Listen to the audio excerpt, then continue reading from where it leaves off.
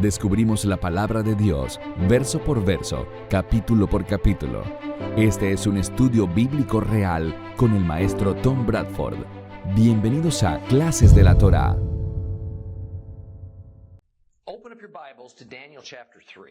Abran sus Biblias en Daniel capítulo 3. Vamos a releer este capítulo por secciones. No sin antes avisarles que, si bien las últimas lecciones han sido especialmente técnicas e históricas, la de hoy será muy clara y directa y bastante personal. Así que abran sus Biblias en Daniel capítulo 3. Si tienen la Biblia completa judía, está en la página 1101. Solo leeremos los primeros 7 versículos. El rey Nabucodonosor mandó a hacer una estatua de oro de 90 pies de alto y 9 pies de ancho, que erigió en la llanura de Dura, en la provincia de Babilonia. Entonces el rey Nabucodonosor convocó a los virreyes, prefectos, gobernadores, jueces, tesoreros, consejeros, alguaciles y todos los funcionarios provinciales para que vinieran a la dedicación de la estatua que el rey Nabucodonosor había levantado. Los virreyes, prefectos, gobernadores, jueces, tesoreros, consejeros, alguaciles y todos los funcionarios provinciales se reunieron para la dedicación de la estatua que el rey Nabucodonosor había levantado. Se pararon frente a la estatua que Nabucodonosor había levantado, y un heraldo proclamó: «Pueblos, naciones, lenguas, se os ordena que cuando oigáis el sonido del cuerno, la flauta, el arpa, la cítara, el laúd, la gaita y los demás instrumentos musicales, os postréis y adoréis la estatua de oro que el rey Nabucodonosor ha levantado. El que no se postre y adore será arrojado inmediatamente a un horno ardiendo». Por tanto, cuando todos los pueblos oyeron el sonido del cuerno, la flauta, el arpa, la cítara, el laúd y los demás instrumentos musicales, todos los pueblos, naciones y lenguas se postraron y adoraron la estatua de oro que el rey Nabucodonosor había levantado. El rey Nabucodonosor ordenó que hicieran una enorme estatua, una imagen, en la llanura de Dura, de 60 codos de alto por 6 codos de ancho, lo cual era una monstruosidad. En la antigüedad, la única estatua conocida de igual o mayor altura era el Coloso de Rodas, que no fue erigida por los griegos sino hasta alrededor del año 300 a.C. Sin embargo, hay que tener en cuenta que probablemente la altura total de 60 codos incluía la base del pedestal, lo que reduciría la altura real de la imagen humana a unos 45 codos. Pero con todo y eso, en el momento en que se construyó, habría sido una cosa impresionante. En las Escrituras no hay ningún indicio de que esta estatua representara a alguna persona o Dios. Las opiniones de los eruditos varían y algunos suponen que debía ser una imagen del dios principal del rey, o mejor dicho, del principal dios nacional de Babilonia. Pero si así fuera, el texto habría mencionado ese dios en particular, puesto que Babilonia honraba a numerosas deidades. ¿Podía haber sido una imagen del propio rey? Si bien esta conjetura no se puede descartar, no se sugiere nada al respecto. Entonces, la solución que mejor se ajusta al texto, teniendo en cuenta lo que sucede a continuación, es que la imagen representaba el poder gubernamental de la propia Babilonia. Seguramente la idea surgió de la estatua del sueño de Nabucodonosor, que representaba una sucesión de 4 imperios mundiales. De modo que esta estatua de oro que él había construido era esencialmente el símbolo nacional del gobierno del imperio mundial de Babilonia. Sin duda, la gigantesca estatua involucraba un fuerte simbolismo religioso, porque todas las naciones y reyes estaban entrelazados con sus dioses, de tal modo que era imposible separarlos. Pero el motivo por el cual el rey erigió esta estatua no fue el celo religioso, sino que en su mente había llegado la hora de que las muchas naciones y reinos conquistados que formaban su vasto imperio abandonaran todo indicio de independencia y declararan lealtad al gobierno central de Babilonia.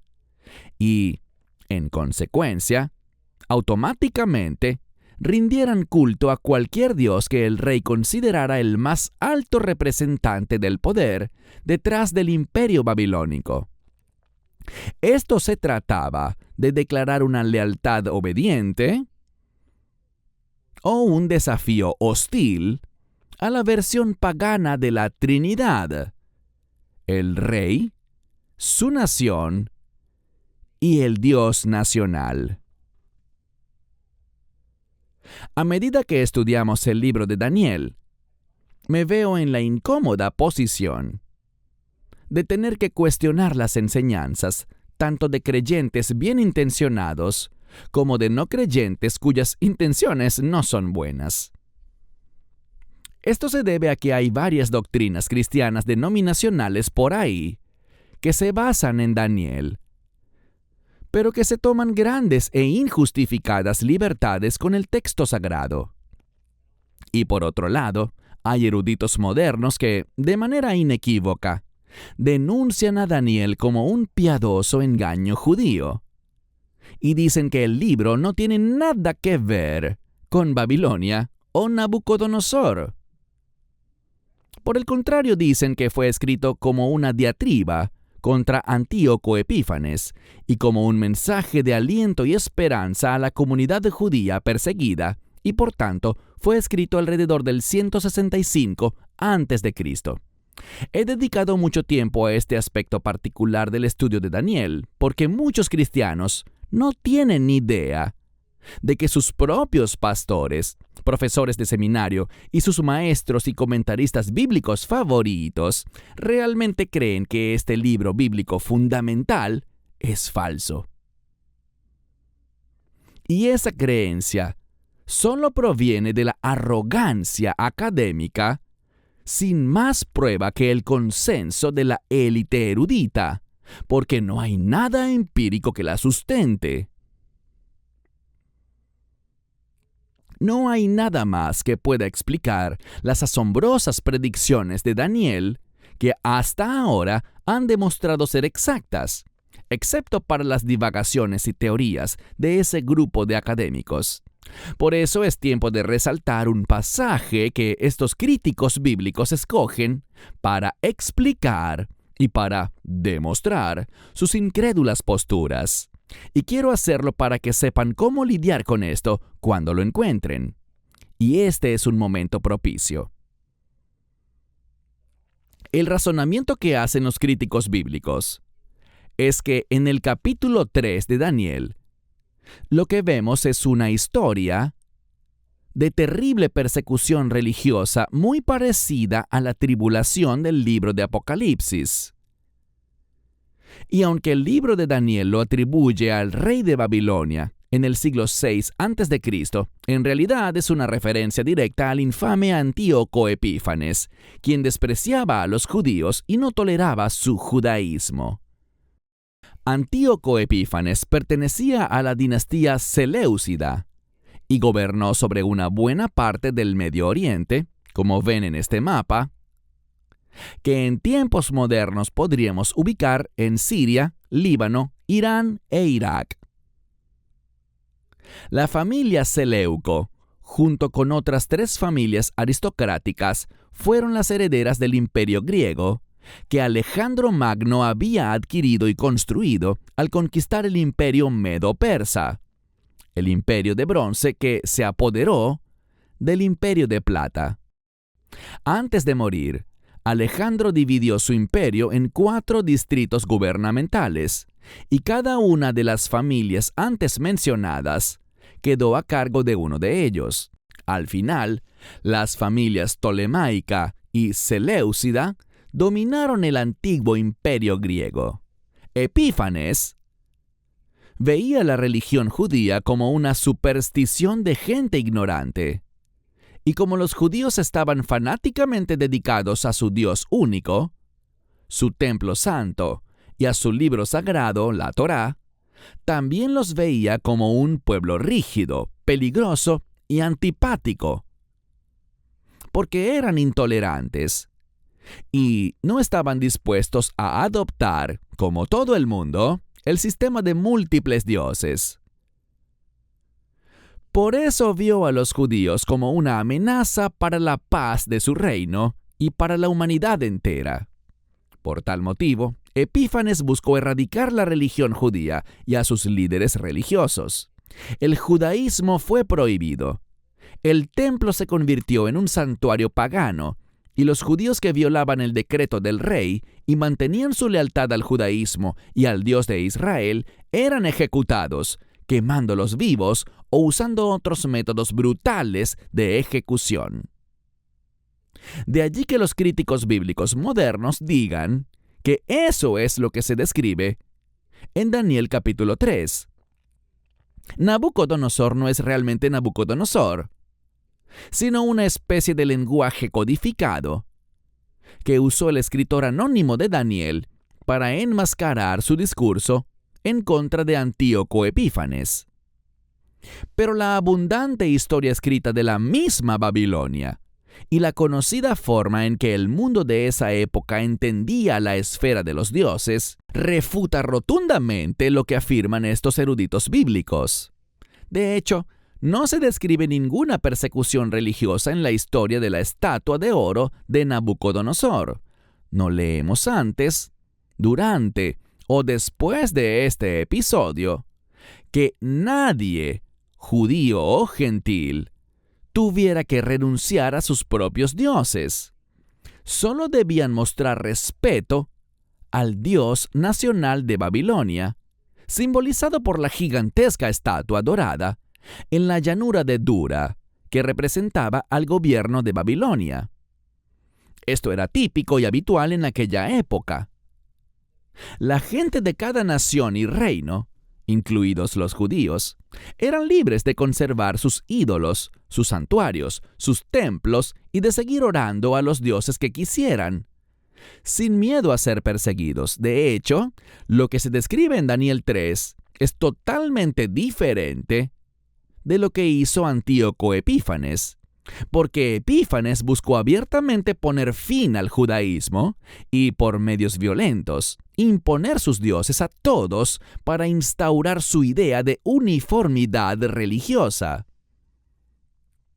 Y en Daniel 3, no oímos hablar de protestas del pueblo de Babilonia, ni de ejecuciones masivas. Ni leemos de nadie que pareciera oponerse a lo que Nabucodonosor exigía. En cambio, lo que viene a continuación es, desde el punto de vista babilónico, un juego de poder político. Leamos sobre este juego de poder político. Sigamos con Daniel, capítulo 3, verso 8 en adelante. Pero entonces se acercaron algunos caldeos y comenzaron a acusar a los judíos. Le dijeron al rey Nabucodonosor: «Que viva el rey para siempre. Majestad, tú has ordenado que todo el que oiga sonido del cuerno, la flauta, el arpa, la cítara, el laúd, la gaita y los demás instrumentos musicales se postre y adore la estatua de oro, y el que no se postre y adore será arrojado a un horno ardiendo. Hay algunos judíos a quienes has puesto a cargo de los asuntos de la provincia de Babilonia, Sadrach, Mesach y Abednego, y estos hombres, majestad, no te han hecho caso, no sirven a tus dioses ni adoran la estatua de oro que levantaste». Enfurecido, Nabucodonosor ordenó que trajeran a Sadrach, Mesach y Abednego. Cuando los hombres fueron llevados ante el rey, Nabucodonosor les dijo: «Sadrach, Mesach y Abednego, ¿es cierto que no servís a mis dioses ni adoráis la estatua de oro que levanté?». Ahora pues, si estáis dispuestos a postraros y adorar la estatua de oro, cuando oigáis el sonido del cuerno, la flauta, el arpa, la cítara, el laúd, la gaita y los demás instrumentos musicales, muy bien. Pero si no la adoráis, inmediatamente seréis arrojados a un horno ardiente. ¿Y qué Dios os librará entonces de mi poder? Sadrach, Mesach y Abednego respondieron al rey: tu pregunta no requiere una respuesta de nuestra parte. Se nos dice que algunos caldeos se presentaron como informantes. Estos le dicen al rey que a pesar de sus instrucciones explícitas a sus súbditos, para que al oír los instrumentos musicales se arrodillaran y miraran hacia la estatua dorada, algunos judíos no lo hicieron. La palabra aramea usada aquí es segid, y aunque en cierto contexto puede significar adoración, en realidad solo significa postrarse. Entonces, uno podría seguir ante un rey, es decir, postrarse para mostrar respeto real, o uno podría seguir ante un dios, es decir, postrarse en adoración a esa deidad. Para mí, en este contexto, rendir homenaje es decididamente una mejor traducción, porque se trata de mostrar lealtad al gobierno de Babilonia, incluso aunque todos los gobiernos de esa época tuvieran un dios nacional.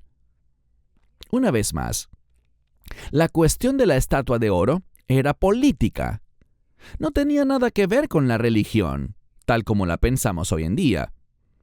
No hubo sacerdotes, ni santos, ni rituales religiosos involucrados.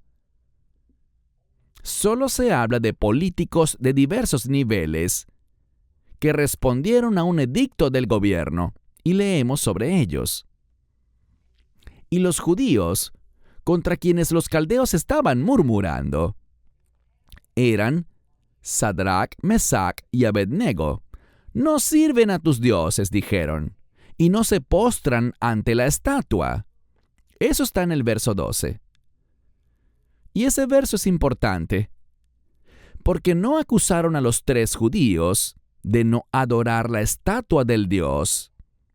Si leen con atención, dice que los acusaron de no adorar a los diversos dioses babilónicos, en plural. Los judíos no adoraban el panteón de dioses de Babilonia y, además, no siguieron la orden del rey de inclinarse ante la estatua en su ceremonia de dedicación. El punto está claro. A estos caldeos nativos de Babilonia les molestaba que un grupo de extranjeros judíos ocuparan altos cargos de gobierno que, en su opinión, debían ser ocupados por babilonios. El rey los había puesto en cargos de alto rango a esos 3 hombres judíos, en reconocimiento a haber sido capaces de interpretar su sueño. Los judíos no solo habían humillado a estos caldeos al conocer el sueño del rey, cuando aquellos no pudieron, sino que para colmo ahora eran sus jefes. Nabucodonosor sabía bien, como todos en Babilonia y especialmente en la ciudad capital, que los judíos tenían a un solo Dios, y su religión no les permitía adorar a otros dioses.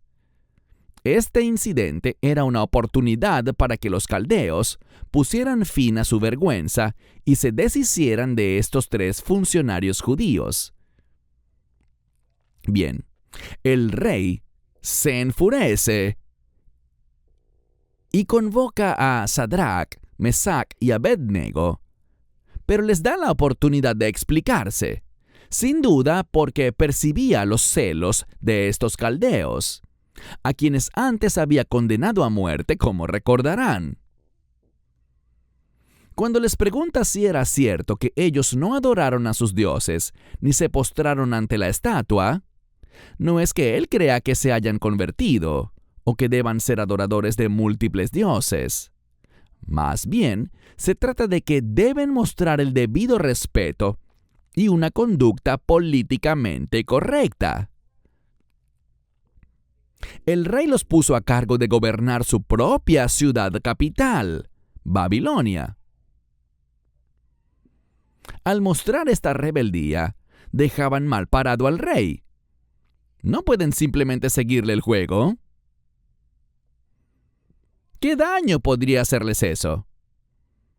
Todo el mundo entiende que los judíos son pobres en dioses, solo tienen uno. Simplemente quiere que se adapten y se lleven bien, y así todos vivirán, prosperarán y serán felices. Entonces, tras una larga repetición de la orden de que al oír la sinfonía de instrumentos musicales debían postrarse ante la estatua, el rey obviamente espera que los 3 judíos lo hagan ahora, ya que han visto lo enojado que está y conocen la gravedad del asunto, porque quien no obedezca, incluso ellos 3, es condenado al horno. Decir que la respuesta de los jóvenes no le agradó al rey es quedarse corto. La mayoría de las versiones dicen algo como: no es necesario que te demos una respuesta sobre este asunto. A primera vista, esto suena bastante arrogante.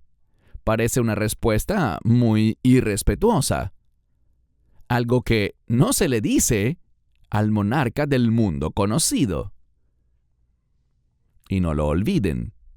Estos 3 entienden que Jehove ha elegido a Nabucodonosor para que sea su siervo en la tierra, y le ha dado dominio sobre todas las esferas, el mar, la tierra y el aire. Por eso la mayoría de los eruditos judíos y cristianos coinciden en que esta traducción que solemos leer no es la más correcta. Lo más probable es que el significado sea: realmente no tenemos otra opción al respecto. Lo que le han dicho es verdad, y no hay mucho que decir para hacerle cambiar de opinión. Pero luego hay un pronunciamiento de los 3 hombres judíos, al cual debemos prestar mucha atención. Leamos de nuevo Daniel, capítulo 3, versos 16 al 18. Sadrac, Mesac y Abednego respondieron al rey: tu pregunta no requiere una respuesta de nuestra parte, Su Majestad. Si nuestro Dios a quien servimos puede librarnos, Él nos librará del horno ardiendo y de tu poder. Pero si no lo hace, queremos que sepas, Majestad, que no serviremos a tus dioses ni adoraremos la estatua de oro que has levantado.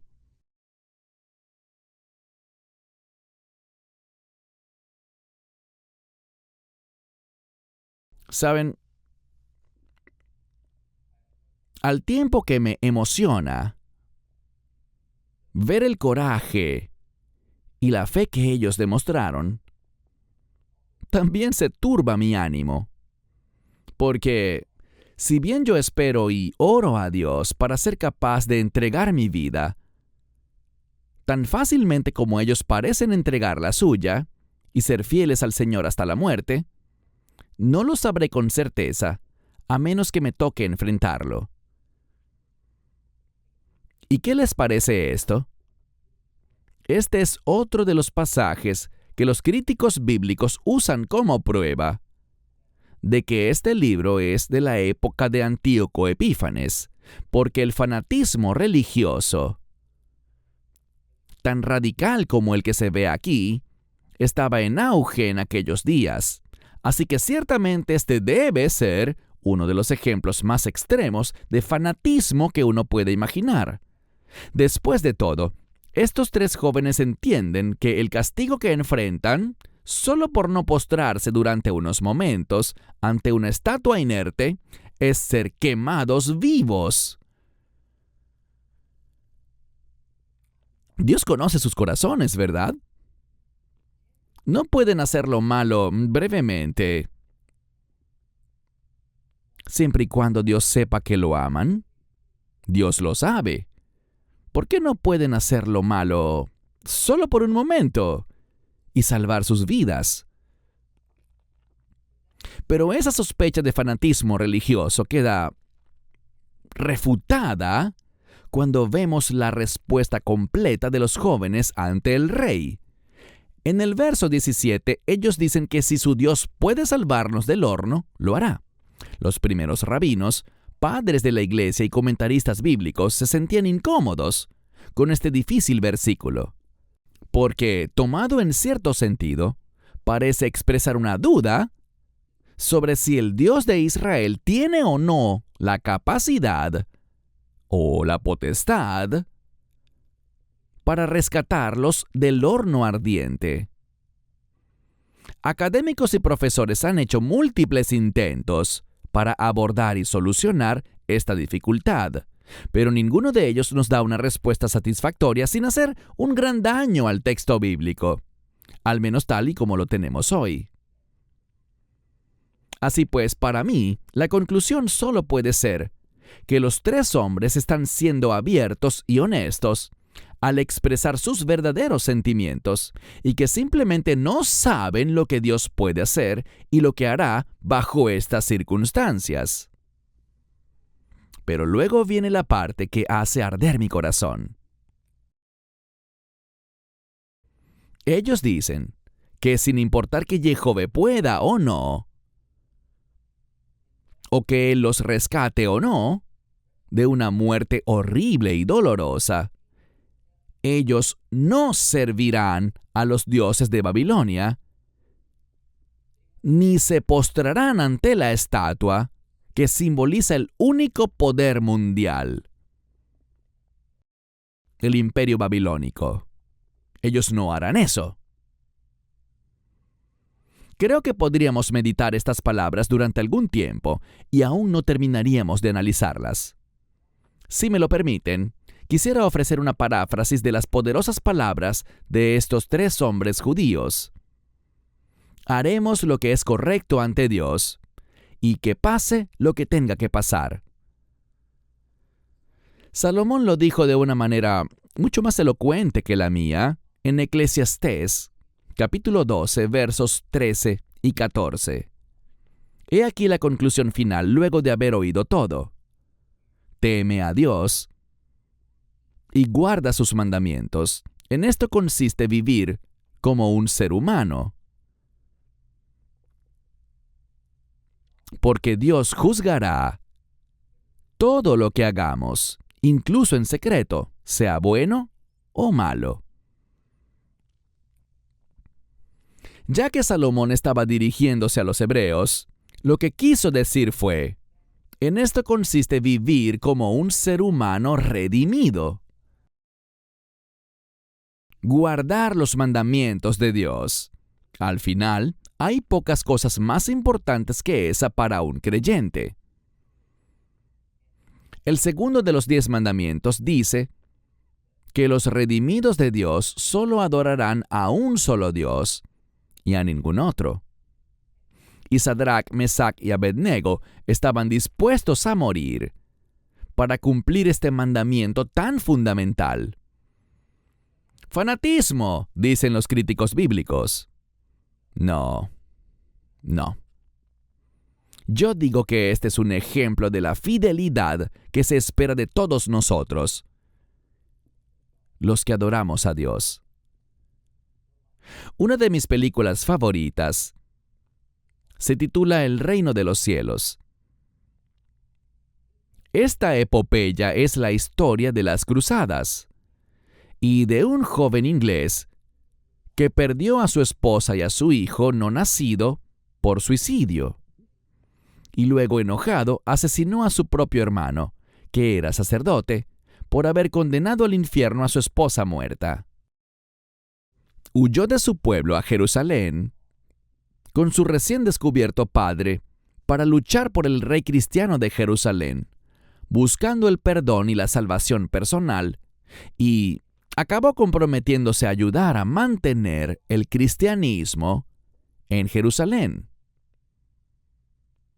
Los musulmanes querían recuperar esa ciudad, a la que ellos llamaban Al-Quds, Y el gran líder guerrero Saladino venía con cientos de miles de soldados islámicos para sitiar al ejército local. Y solo quedaban unos pocos cruzados audaces para defender los antiguos muros de piedra de la ciudad.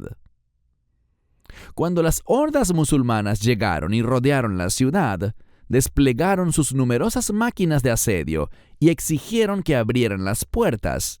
Todos iban a ser tomados como esclavos o morirían. Y el obispo católico de Jerusalén, viendo la situación tan desesperada, sugirió que todos renunciaran a su fe cristiana, profesaran a Alá y luego, cuando estuvieran a salvo, se arrepintieran y tomaran nuevamente la cruz de Cristo. Nunca he podido sacarme esa imagen de la cabeza. ¡Qué marcado contraste con la respuesta de Sadrach, Mesach y Abednego ante la muerte inminente por causa de su fe! Pero creo que todos batallamos probablemente con dudas y pensamientos parecidos a los del obispo de la película, por vergonzosos que sean. Incluso si nuestra situación no es tan terrible como cuando los residentes de Jerusalén se enfrentaron a Saladino, o como la de estos 3 jóvenes judíos enfrentados a Nabucodonosor. En nuestra vida cotidiana del siglo XXI, algunos de nosotros detestamos la confrontación y haremos cualquier cosa para evitarla. Defender la verdad de Dios nos cuesta demasiado emocionalmente. Otros tenemos gran necesidad de complacer a la gente y nos angustia mucho molestar o decepcionar a alguien por cualquier motivo. Y por eso señalar la inmoralidad, el pecado o la mala doctrina es algo demasiado arriesgado.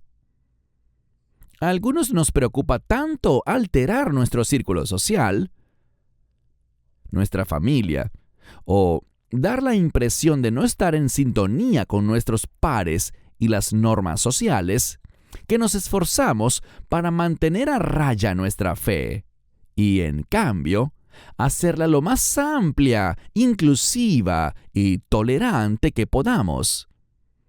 Me temo que nada de esto refleja la verdadera fe bíblica que Sadrach, Mesach y Abednego tan heroicamente defendieron.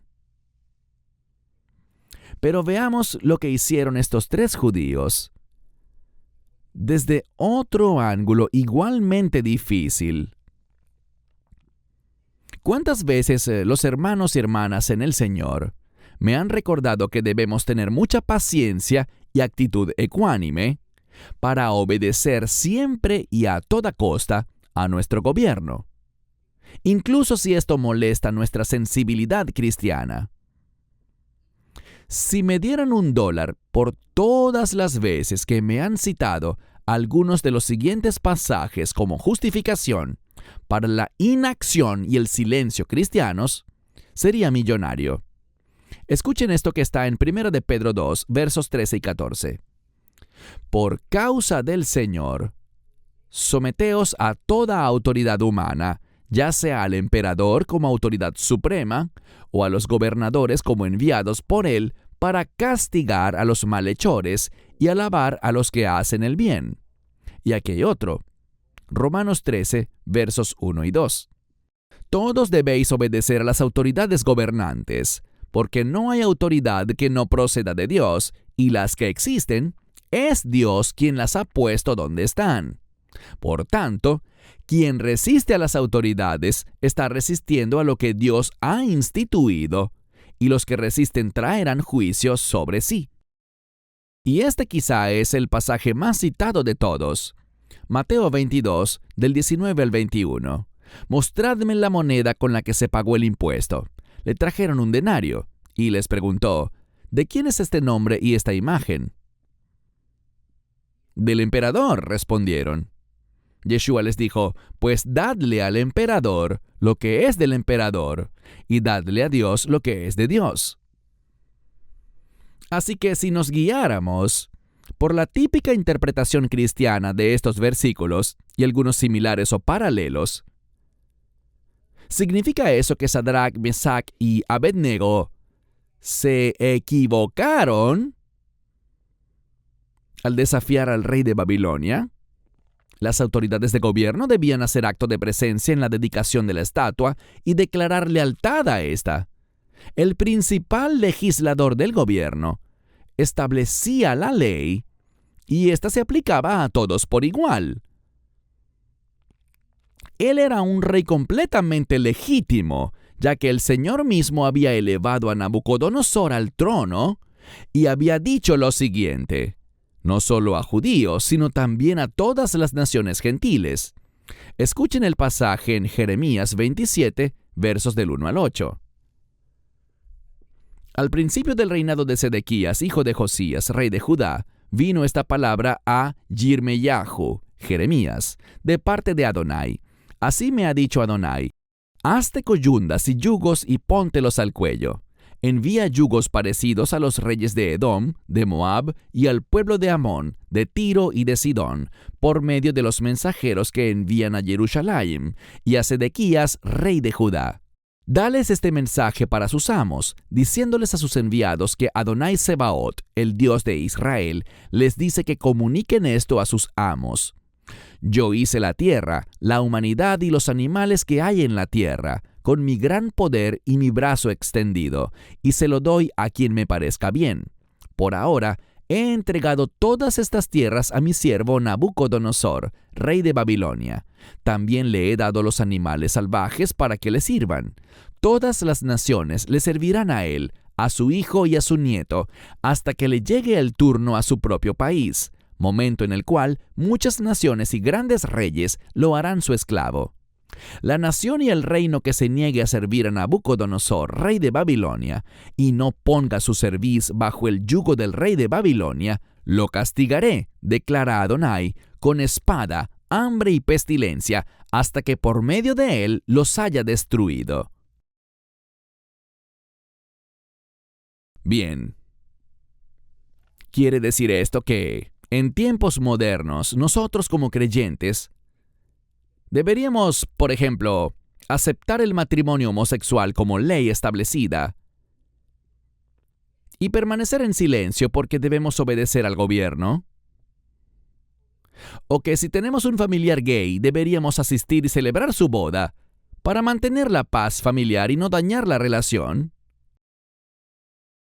¿O si tenemos un amigo o un familiar que vive con una pareja sin estar casados, no debemos decir nada o tratarlos como si estuvieran casados?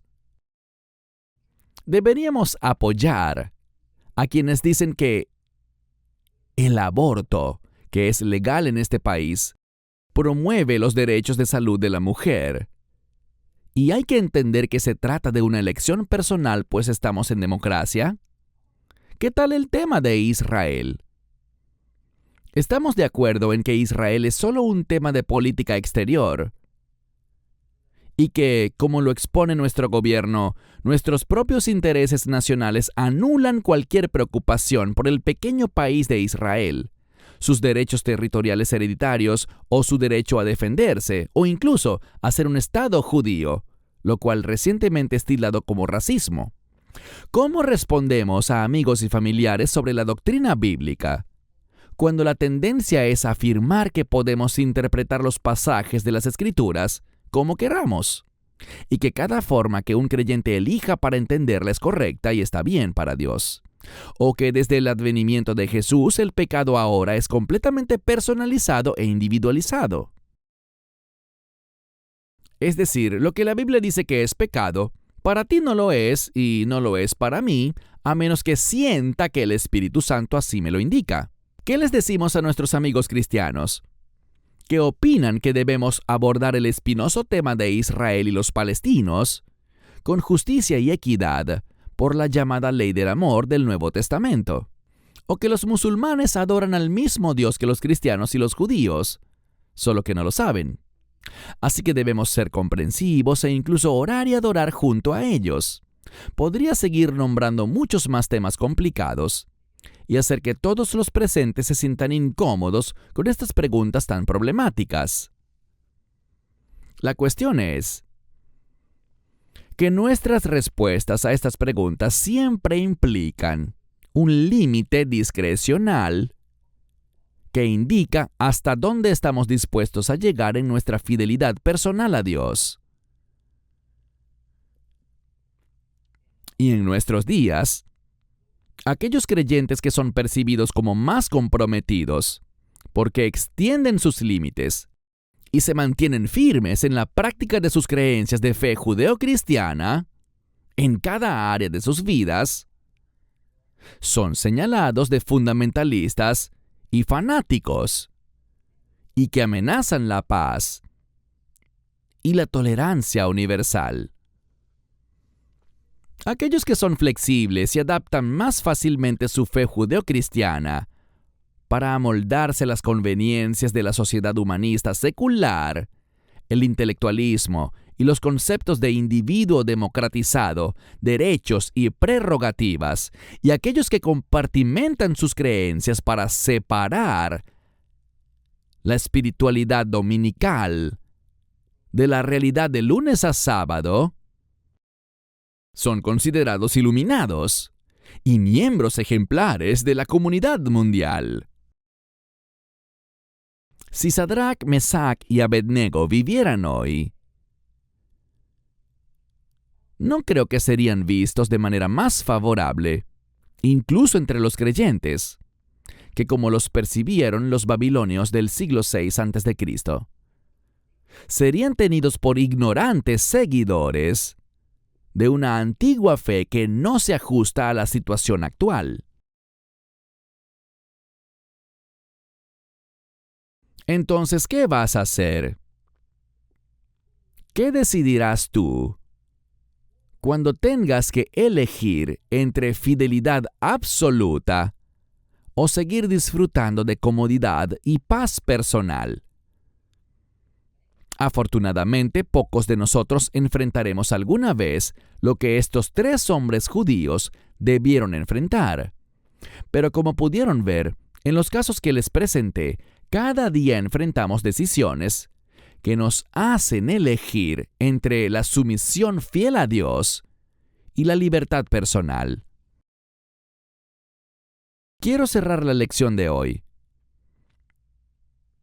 con este pensamiento de nuestro incomparable Mesías, Yeshua el Cristo. Porque Él hace una pregunta fundamental y establece una regla firme para aquellos que dicen que quieren seguirlo. Una pregunta que esos 3 hombres judíos respondieron 6 siglos antes de que Él naciera. En Lucas capítulo 14, versos 25 al 35 dice: Grandes multitudes iban con Yeshua, y él, volviéndose, les dijo: Si alguno viene a mí y no aborrece a su padre, a su madre, a su esposa, a sus hijos, a sus hermanos y a sus hermanas, aún hasta su propia vida, no puede ser mi discípulo. El que no carga su propia cruz y viene en pos de mí, no puede ser mi discípulo. Si uno de vosotros quiere construir una torre, ¿no se sienta y calcula el costo para ver si tiene suficiente capital para terminarla? Si no lo hace, cuando haya puesto los cimientos y no pueda terminar, todos los que la vean comenzarán a burlarse de él y dirán: Este es el hombre que comenzó a construir, pero no pudo terminar. O si un rey sale a hacer la guerra contra otro rey, ¿no se sienta primero y delibera si él, con sus 10,000 soldados, tiene fuerzas suficientes para hacer frente al otro, que viene contra él con 20,000? Si no, mientras el otro todavía está lejos, envía una delegación para pedir las condiciones de paz. Así pues, cualquiera de vosotros que no renuncia a todo lo que tiene, no puede ser mi discípulo. La sal es excelente, pero si hasta la sal se vuelve insípida, ¿con qué se podrá sazonar? No sirve ni para la tierra ni para el estiércol, y la gente la tira. Quien tenga oídos para oír, que oiga. Para más enseñanzas de un estudio bíblico real, redescubriendo la palabra de Dios con Tom Bradford, visite toraclass.com o descargue la aplicación móvil de TorahClass.